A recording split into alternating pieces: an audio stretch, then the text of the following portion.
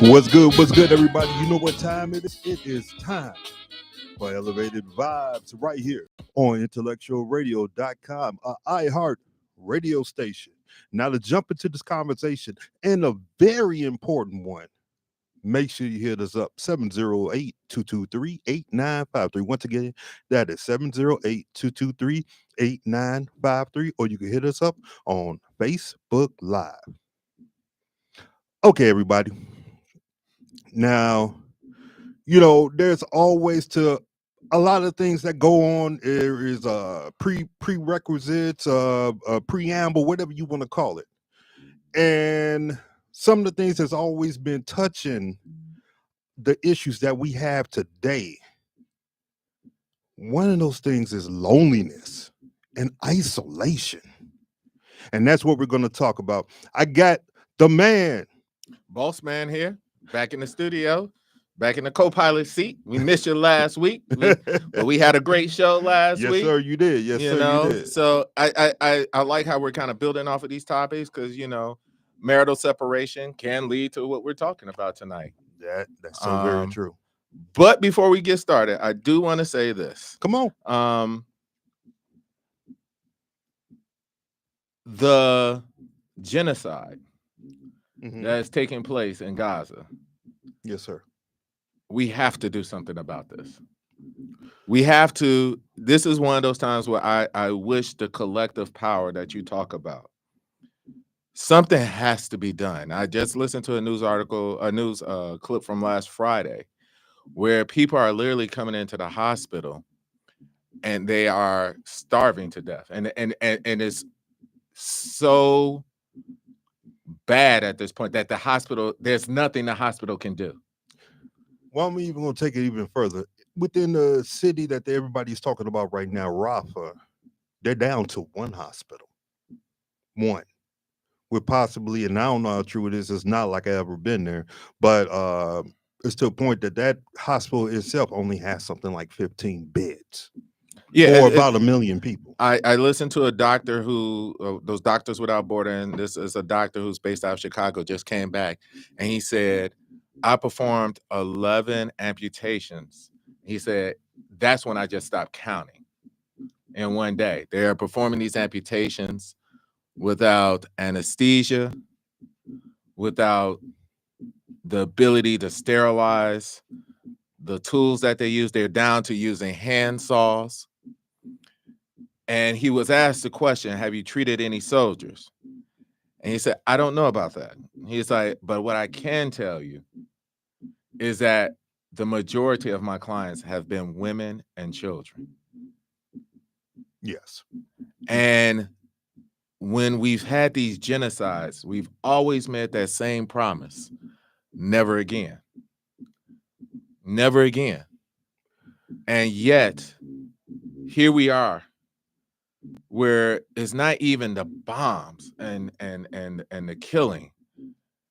It's starving people to death. And what happens when the oppressed becomes the oppressors? Yes. How do you know your history and put on the robe of oppression under the guise of self-defense and determination? You know the horrors. We're taught about the horrors. But yet, maybe it's pathological, maybe it's psychological. I don't know. But something has to give. This is beyond supporting your brother or this nation. The hypocrisy of the United States, the ability to stand its moral ground has been eliminated. It's not tarnished, it's eliminated. If we are not willing to stand up and say now, especially after the killing and the bombing that took place, and we've been told that it was an error. No, this ain't one of those my bad situations. Now I'm going to tell you this, and I'm not going to get too much deeper within it. But okay, if they have this so-called targeting that they have, Okay, and it is said that, I just heard recently that the bomb that was used was from us. Of course, we've been supplying them for God knows how long. So anyhow, and it was a small ammunition. But what I'm saying is that, this last one, because there was a huge fire with it, it's not like they couldn't target and see where, okay, you're in the campsite, you may have propane tanks, you may have something of that sort. And we all know something like propane tanks, it don't take much for them to ignite, not at all, you know. And being in a closely tight space as that, I think it's the size of New Jersey, I believe. I think it's actually smaller than that. But yeah, just being in that, they knew what they were doing. Okay, they want to sit here and talk about a small bomb, blase, skip, whatever. You knew what you were doing. It's not only that; it was just to get two militants. Two.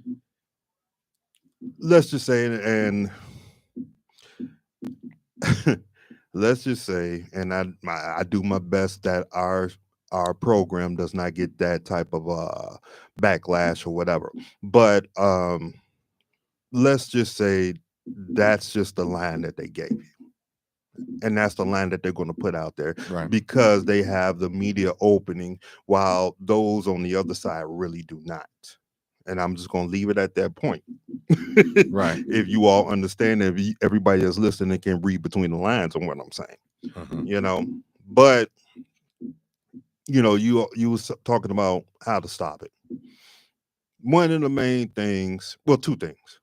First, those that are within power, yes, you have treaties and all this, but you must have forgot your morality. And it's time to step on to that, and they can make the change in a moment. You know, and I'm gonna say three things. And also, I could put it out to other countries within the area. You don't have to do nothing wild, but one country in particular has what, the largest oil reserve. They could do the same thing that they did in 79. And people, look at your history books, you know what I'm talking about.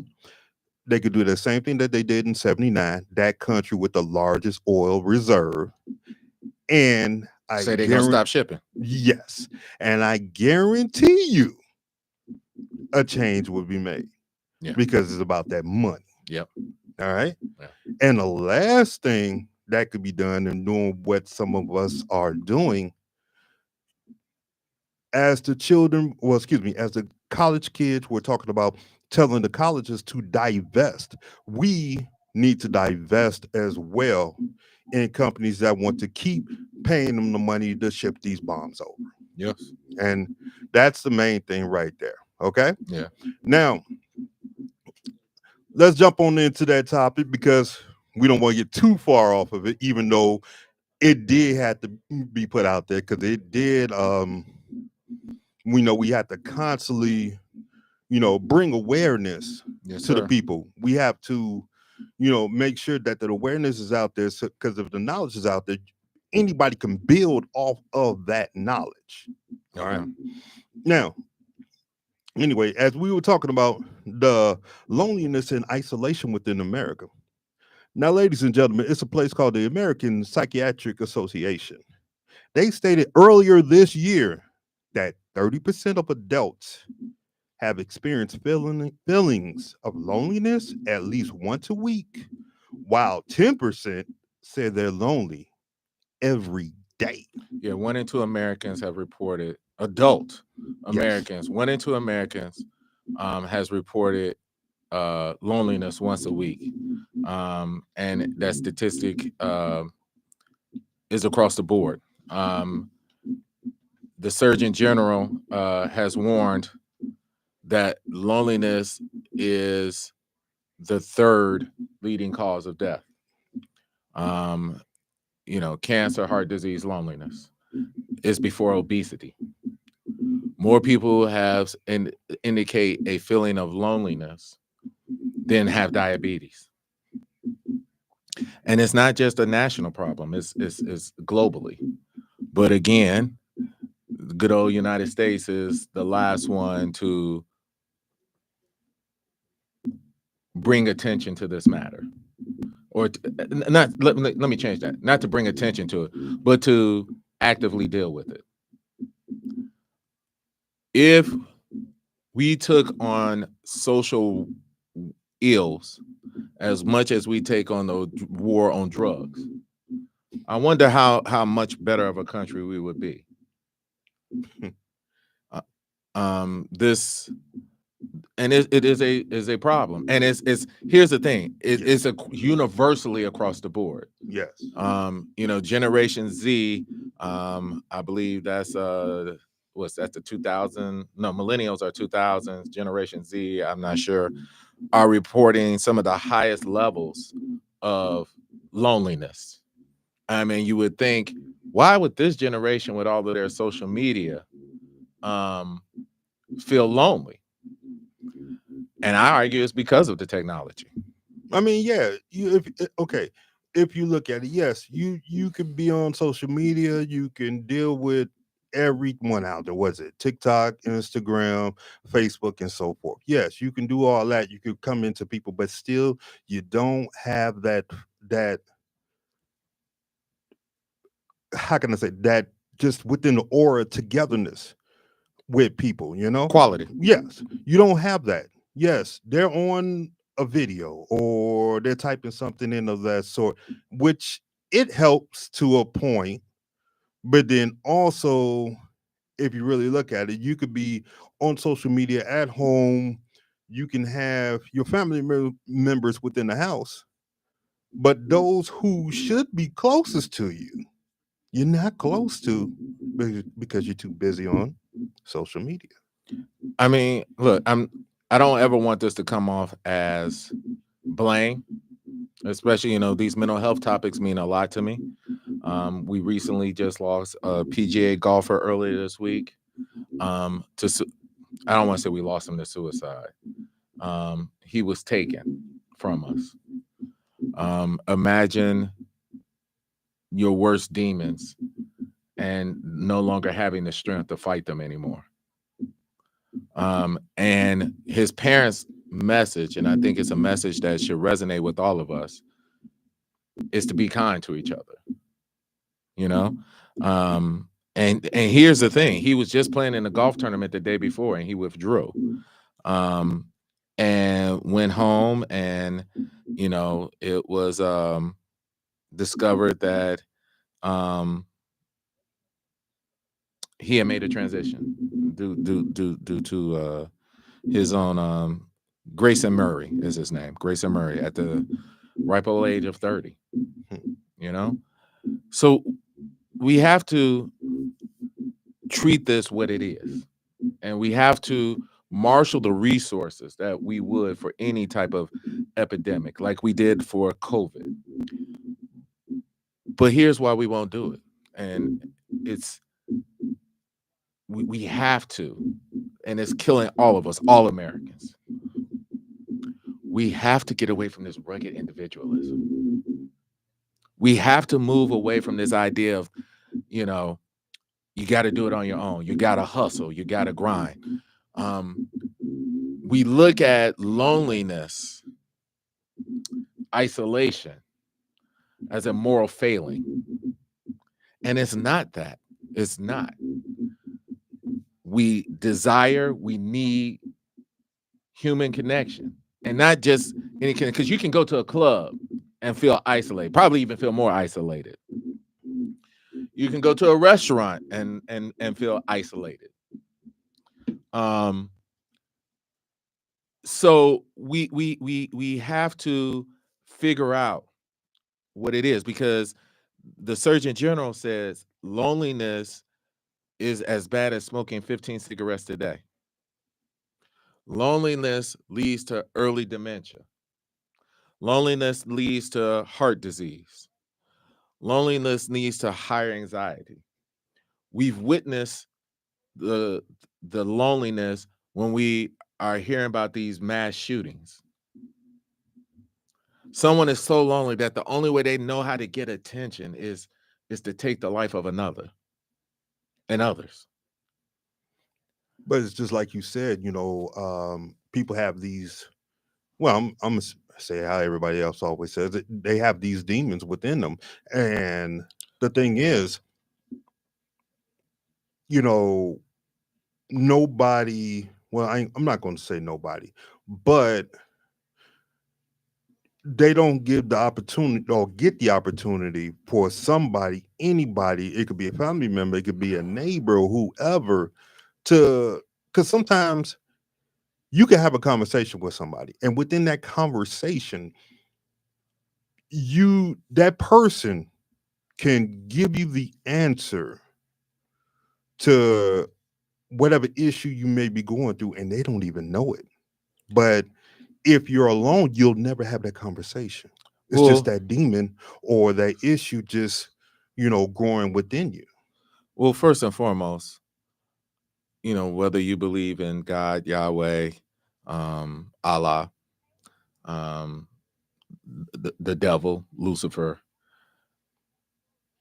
whatever, the first trick is isolation. The narcissist chooses to isolate their victim. The abuser isolates their victim. You cut them off from all ties. I think we are inherently born negative, right? We are inherently born negative. What do you mean? We believe it's easier to believe the negative thoughts. The negative thoughts always that in the conversations in your I get what mind, you're saying. in the Yeah. conversations in our mind, we are born negative, and it makes sense. We are creatures of our environment. So if I go out too far, I may get killed. If I stray too far from the pack, I'm going to lose that.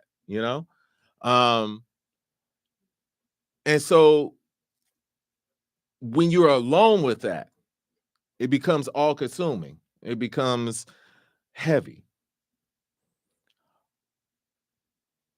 Social connections, friends, family are those lights in the tunnel that allow us to escape the negativity of our own minds. Friends are the witnesses to our angels in our lives and our things like that. But when you're alone, and let's talk about it. What is loneliness? Loneliness is the desire for more social connections than what you currently have. Now, some people only need one or two social connections. Some of us need more, but it's not about how many likes you have, although that affects your feeling of loneliness.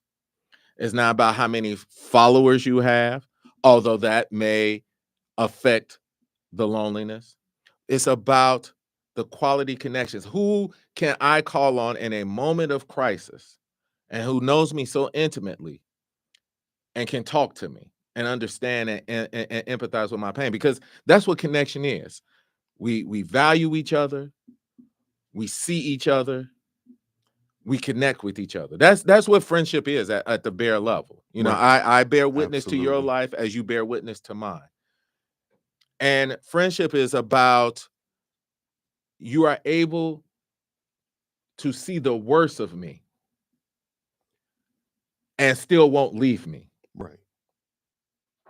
I can tell Absolutely. you my darkest thoughts. I can show you the worst of who I am. And you still standing there right You along standing with there them, right there with me. trying to, bring some light into the situation. No, I get that. But then I'm gonna jump on something that you said there. Um, with the, searching for the likes and things of that sort. Sometimes that shows that this person is actually kind of lonely because they're online, maybe saying some whatever, but searching for the likes, Right. you know? Right. And that leads to a growing feeling of loneliness. Why is nobody liking my post? Yes, We've all posted that thing and, only gotten a couple of likes. that's true. But that leads to a feeling of loneliness. As much as we want to be individuals, we still need our group. Absolutely. Now, and here's the thing. You can say I don't care, but part of you has to care to now I don't care. Yeah. Right? I mean, part of you has to Yeah. care to I don't care. You know, so That is so very so it's ironic, right? You know, Yes. so so as I said, we have to come to grips with the fact that loneliness is not a moral failing. It is not a weakness. It is a strength to admit that you're lonely, right? As horrible as Reddit can be, I have seen posts where people are talking about, anonymous posts. Yes. I'm feeling this. But the human spirit is so much so that people will reach out, and you got all kind of people who reach out. It's like, hey man, been there. You got the prayer warriors. Have you found Jesus, or have you found that? You got the people like, hey, I'm right there with you. And sometimes hearing that can be a rescue in the ship night too. Because here's the thing about loneliness. If you're lonely, someone else is lonely too. That So very true. It is the stats already telling you that. It's ironic. Right. Like all of these people are lonely too. It is hard to form adult friendships. Adult friendships are hard. Is it really? Yeah. I mean, yeah. Sometimes we already set up these walls.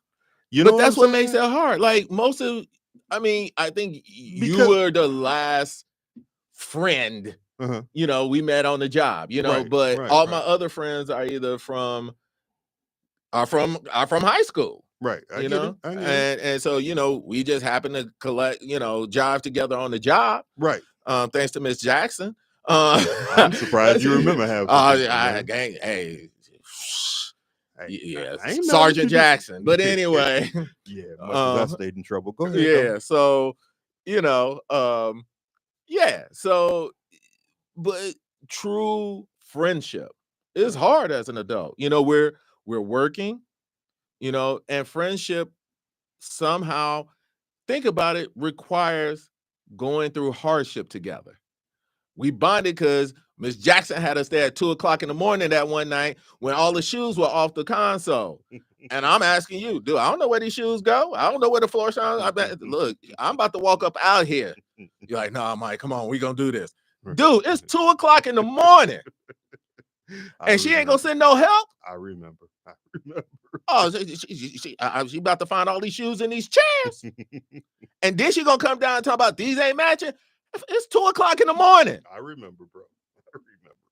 And you ain't even paying me minimum wage because I'm a tip worker. So I'm supposed to sit here at 2:00 in the morning and put these shit right. But that was that bonding, inflection point. Mm-hmm. It's like, oh well, my brother who stays with me tonight at 2:00 in the morning is forever my brother. Right. You know what I'm saying? So the bonding of through high school, the challenges, Degrassi Junior High is all about, it's why the military puts and the Marine put people through boot camp. It is through strife that bonds are formed, and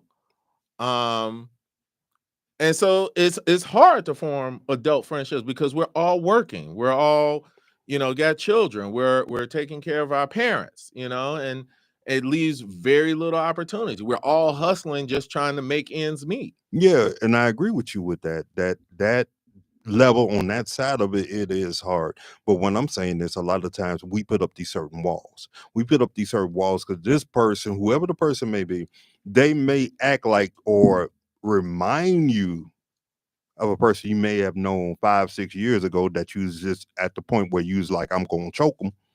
You know what I'm saying? But they may be nothing like them.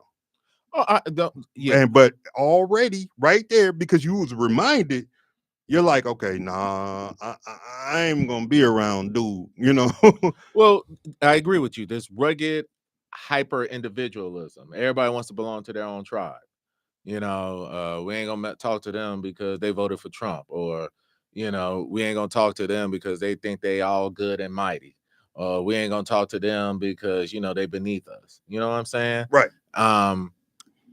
And I think that has been exacerbated by our social media, our news.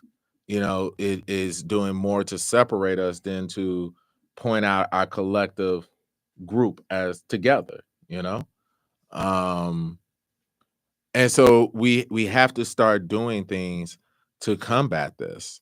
um and if we don't, we're going to see the rise of anxiety, the stress. And you can tell, it's not fun to be around somebody who's anxious and stressed, and had a bad work day. You had a bad work day, and what did I tell you today? You have to don't put it out there like that. What did I say you haven't? Character building day. Yes. Yes, You you did. words have power. I was just there yesterday. I was Right. in the mood. Something happened to me earlier today, and it put me in kind of in a mood too. You know what I'm saying? But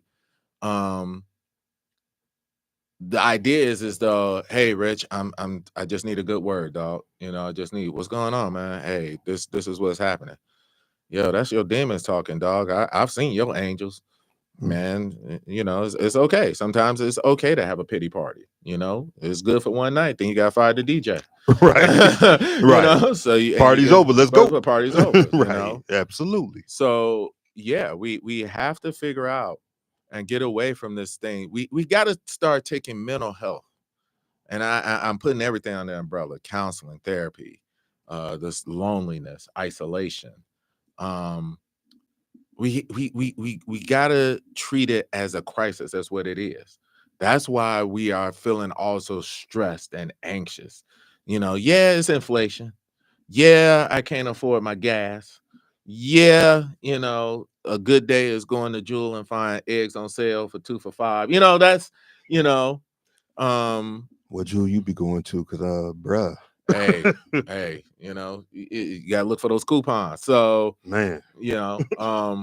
But yeah, it's all of this angst. And I keep telling you that there's this spirit of evil and meanness that I don't think existed while we were growing up.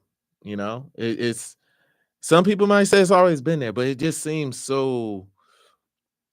And you can look at a couple of things past wise, and you can see why people say it always been there. It's just now, just like they say with some police misconduct, and that has always been there, but now there's cameras. Well, I think part of it too is, let's give credit where credit's due. Yes. I think it's starting to affect the people of non-color a little bit more. Isolation and loneliness has always been a problem in LGBTQ community. I think I got everybody. It has always been a problem in communities of color. We know it is a problem that contributes to postpartum depression. The new mom is at home, especially here in America, where dad still has to work and mom only gets 8 weeks of leave, or 6 weeks of leave. So there are affirmative things that we have to do, but we just have to find it. Like, we keep letting those in power tell us that it's our fault. They're the ones who hitting us and abusing us, but then it's our fault. Yeah, absolutely. And we just sit back and jump on the bandwagon. No, not all of us. Some of us sitting there saying, "Are you nuts?" A good portion still sits there. Oh yeah, they're right. Yeah, hold right. on. It's like, and I think about some of the Ted Cruzes and the Kennedys, and like, who came out against the airplane bill. Yes. That the airlines have to now, if they cancel the flight, have to refund your money. Let me get this right. So I purchase a product, you don't give it to me, but I gotta fight to get my money back. But these numbnuts, even though the bill came out against it, yes, I was like, only in America can the lobbyists and the powers that be, they want to keep us hooked up on drugs. They want to keep us in pain and medication. They want to deny us and deprive us of those natural ingredients that come from the earth, because they can't figure out how to tax it. We were just talking about, the cannabis, and how every year Illinois is making more money off of cannabis. And so I think the new market is going to be, these shrooms. is proven that after you've had a dosing trip, it's kind of hard to have depressive thoughts when you're, after you've done shrooms. What does that mean for if you don't have to take your Prozac and all of that stuff? Well, guess what? But only here in America, do we let them tell us that it's your fault that you feel this way, that you don't have that rugged individualism, that somehow you're weak for doing this. And until they can figure out how to capitalize on it and monetize it, and then they divide us. They get their people on their side. They say, yeah, it's your fault that you lonely. What? Like, how do I treat my own loneliness? Loneliness literally requires me to interact with someone else. But the first thing that they'll say would be, "Oh, well, you're weak." Well, that's literally the first thing. No, the first thing they do is they'll get someone who looks like you and it's supposed to be similarly situated and point to them and say, well, he's not lonely. Right. You're right. They find these little exemplars to say, well, I paid off my student loans. Right. Dude, when you went to school, college cost $24,000. And that was at the high end. Right. So don't sit here and tell me and compare apples and oranges when you went to college in the 80s. Right. I agree. I agree. But they'll find someone or they'll use themselves. Nobody sees that everybody has a different situation that they have to attend. It's not even different. It's a different era, dude. Well, no, your college was 24. I'm just saying though, on the level of it could be the same era, and somebody could be like you just said, somewhat built the same, somewhat look the same, but the situation may be somewhat different. That this person's going through all this while that person isn't. Right. You shouldn't have majored in sociology, or you shouldn't have majored in these, well, we need social workers. But then they'll tell you also, oh, you should try to do what you love. Right. You know what I'm saying? So, it's not fair. I got to pay for your student loans. Well, guess what? It's not fair that I have to pay for the fire department. I ain't never called the fire department. There you go. Guess what? Part of my fees as being an attorney is part of our money goes towards alcohol and recovery and drug programs. I don't drink, but I still got to pay my dues. Should I be able to protest? Nope. Right? Because that's called socialism. We've made that a bad word. Somehow joining the collective whole and benefiting the collective whole is detrimental to who we are. Collectively we pay for our taxes. That goes towards roads, that goes towards, parks and stuff, and goes towards schools. I got one more child in school. Should I have to stop paying for the school taxes? Or do we recognize that there's a collective benefit when we pool our money together and do that? You know what I'm saying? Most of our money that we pay to the federal government goes towards red states. So very true. Should we stop? I want my money going to red states. Right. Especially since some of them don't even want me around there. Right. So, hey, that's a whole nother got story. Policies that actively discriminate against me. South Carolina or North Carolina just had something go up into the Supreme Court where the district court in North Carolina said, yo, the way y'all drew these lines is racially hostile. Yes. The district court. Well, that's always been going on as well in Alabama, wasn't it? Well, no, Alabama, they found it unconstitutional. Even the Supreme Court was like, ooh, y'all went too far. Imagine how, now, come on, sidetrack. Come on. They could have came out with that before the last election. They waited until after the election to release that decision. Of course. Right? But that's not the point. They had to get who they had to get in there. Right. Imagine how bad it had to be for the Supreme Court to say that Alabama, the way you drew your lines was racially discriminatory. But Yes. they said in Carolina, they didn't do it to dilute black votes. They did it to dilute the Democrats. What? Now, everybody, let's look at this. Most African Americans are. Right. Say it. Come on. Democrats. Thank you. But because North Carolina, it was one of the Carolinas. I think it was North Carolina. But first of all, let's just, the district judge who's in the state looked at it and said, oh, yeah, y'all got a problem. This is a little racially, y'all need to redo this one. Yes. Right? Mm-hmm. Appellate court. Oh, yeah. Same area. because the appellate court sits in the same area. Yes. Yeah, we got a problem with this. Right. But the Supreme Court got up there and said, no, it's not that bad. They didn't do it to dilute black votes. They did it to dilute Democrats. You know who joined in on that decision? Your boy. Who? Your boy. Who? Mr. T. I don't know. CT. He joined in on that decision and said, you know, the 14th Amendment don't even apply. You know, the one that gave black people citizenship. But I digress. But anyway, back to what we were saying. Mm-hmm. We let the powers that be magnify and make these universal harms a reflection of us when it is not. It is not. So if you're feeling lonely, it's not a reflection of you. It is not a weakness. It is not an issue. It is, you have the right to feel the way you feel, you know?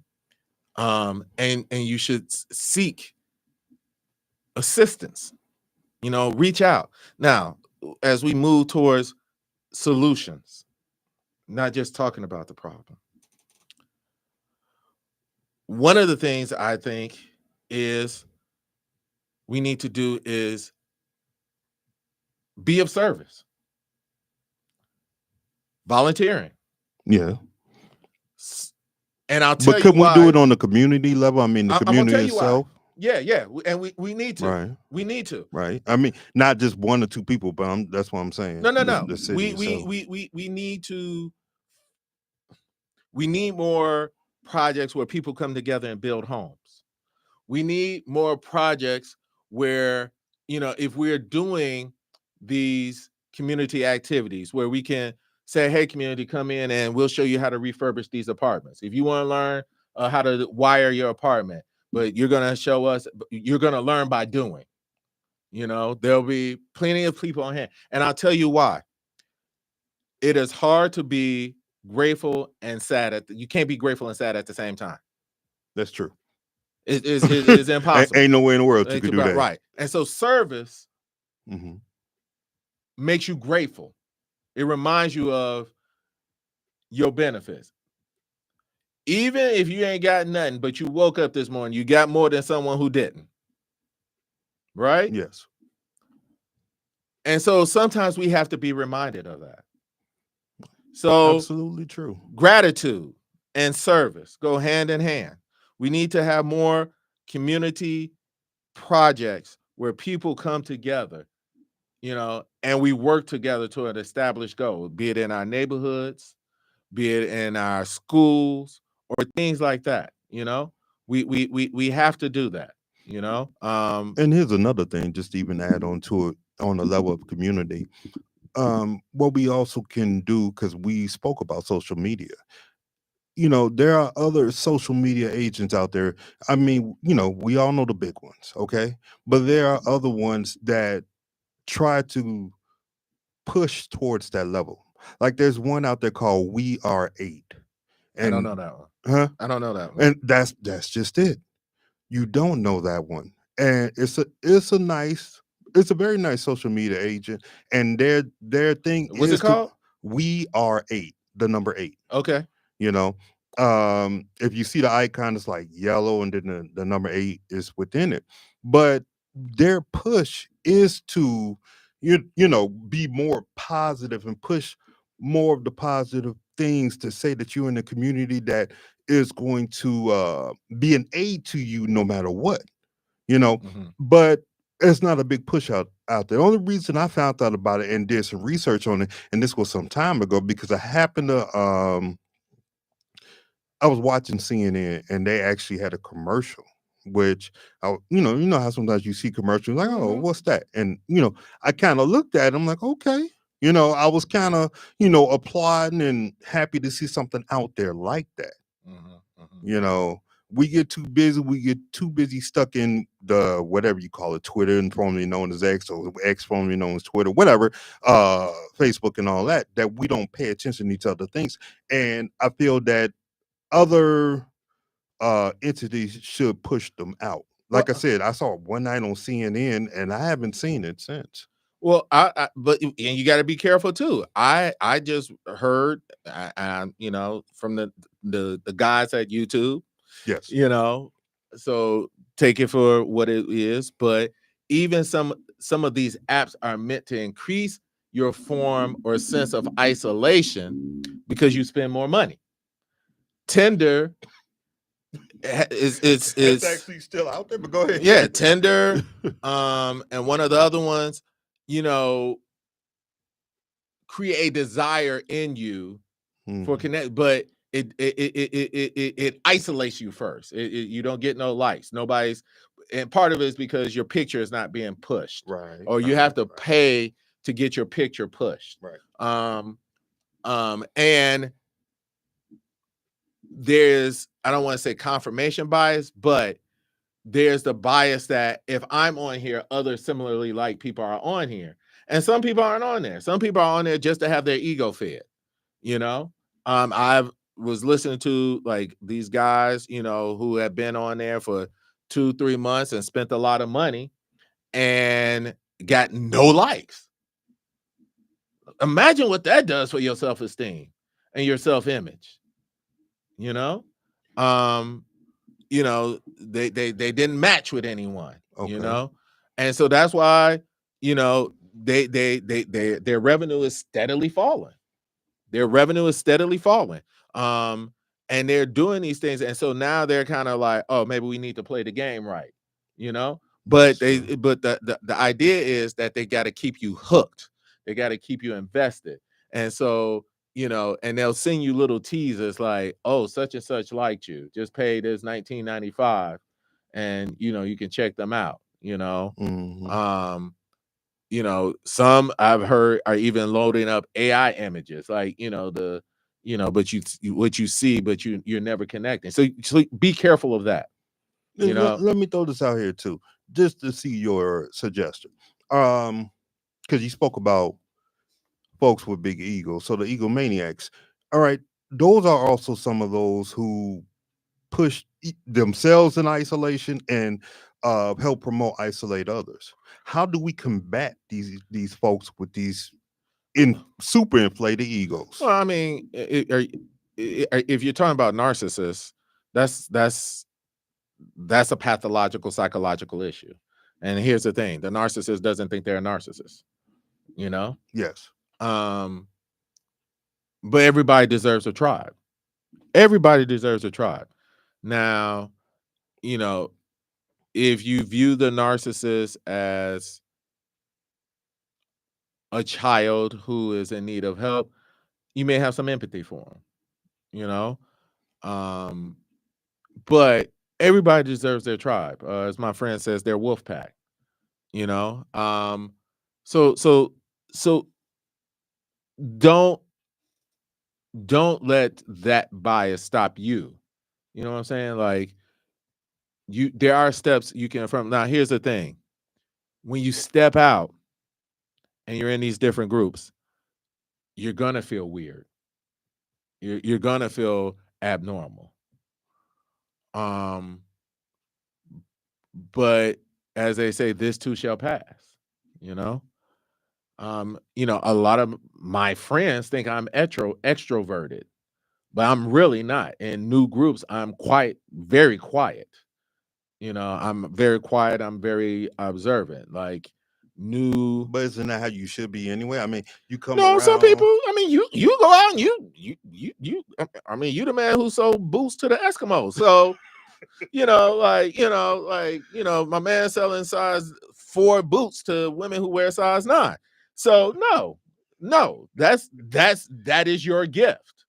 Way back in the day. Go ahead. But that's your gift. Right, you have that gift, and you don't have a problem with going to strangers and talking. You just have that gift of gab. Like, Yes. you know what I'm saying? Mm-hmm.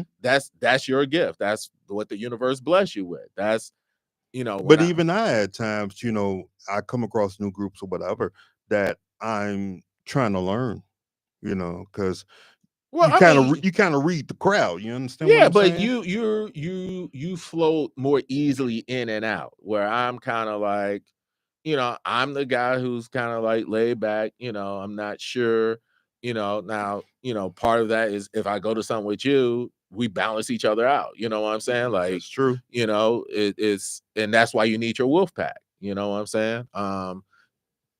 Different personalities, different, whatever. I'm just, I'm not that, out there talking, now once I know you and your friends, I don't shut up. So, but, but in new situations, Yes. I'm very reserved. I'm reading the room, I'm anxious about whether or not I'm liked. Should I approach? What should I say? I'm in my head, whereas in you just like, your thing is like, oh, it's a blessing for me to talk to you, I wish, bro. I wish. and all of that. So yeah, so that's part of it. Yes. Two, in terms of what we need to do, we need to bring back the social clubs.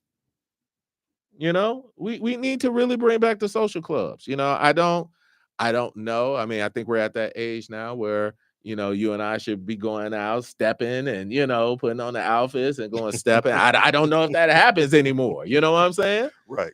I just don't know. I Right. remember when we were coming up and you knew there was a party because there would always be these posters Yes. on the corner post, Right. and you would Right. see it. And, I Right. remember seeing them. You knew what was going on next week, Next next week, month. the all party that, at the Riv, all that down the line. the party Right. on 83rd, Right. the 50-yard line. Right. Where is that? Like, we don't have. I mean, I guess It's all on social media. it's also on social, but if you're not, but you have to know where to look, and that's True. the difference. True. It's targeted. Right. So that's three. Another thing, I think we got to bring back Spades night. You got to bring back Spades. We all used to go over each other's houses and play cards and have social nights. I mean, you get some groups of people who still do you? that, but yeah, you do. You do. I don't hear about it a lot. But maybe I'm isolated. But right. We the home at one point had become the center. And you would go to different people's homes and you would have card night once or twice a night a month, and you play spades or bid whist or Pinochle or whatever that game is, or something like that. Mm-hmm. We used to have that. I remember that when I was coming up, people would come over to our house. It would be their night. Right. And we would have, the cards. Right. It's kind of scary to have cards now because, you run a Boston on somebody, now they want to shoot you. But, it created a social network and a social outing. Yeah. 2, 3, our schools can be a catalyst for erasing isolation. When I was in the early 90s, we was participating in this program. It was called Families and Schools Together. And we would provide the money for, like, parents would rotate, and it would be, a first grade or a second grade or whatever. And they would, we would give them like $50, and they would have to figure out how to feed all the families, So of course it's a lot of chicken, a lot of spaghetti, a lot of beef, but I assume we probably need $100 now, because back then, everything is high. right, because you could literally go to get 3 chicken wings from $1 and fries. Now, one chicken wing costs $3. Right. But those are ways that schools can end isolations for families. That's true. True. So we can use schools as community resources to bring people together. Especially in those early. How much would you have liked to have had to be able to go to a school and commiserate or collaborate with other parents? I don't feel like I know my children's friends' parents. Like my parents knew everybody that I hung around. Yeah, no, yeah. I get it. But we, unfortunately, everybody's we're against the clock. So we would love for this conversation to keep going. So check it out, everybody. Make sure you go up under our Facebook page and throw your comments in there. Let's keep it going. Let's let the community grow. Let's grow where we no longer have a lonely person out there. Somebody feels comfortable to reach out to the next guy. You know what I mean? Gal. Oh, yeah. I'm sorry. Okay. No doubt. No doubt. So, everybody, let's keep this going. Let's keep the love going. And we will grow better than ever through each other. And if you're feeling lonely, isolated, reach out. You know, there's no need to be alone. There's call the suicide prevention hotline 988. Reach out. Let someone know. There's always a resting and assured voice in the wilderness. That's right. This is Elevated Vibes. We will catch y'all next week. Peace.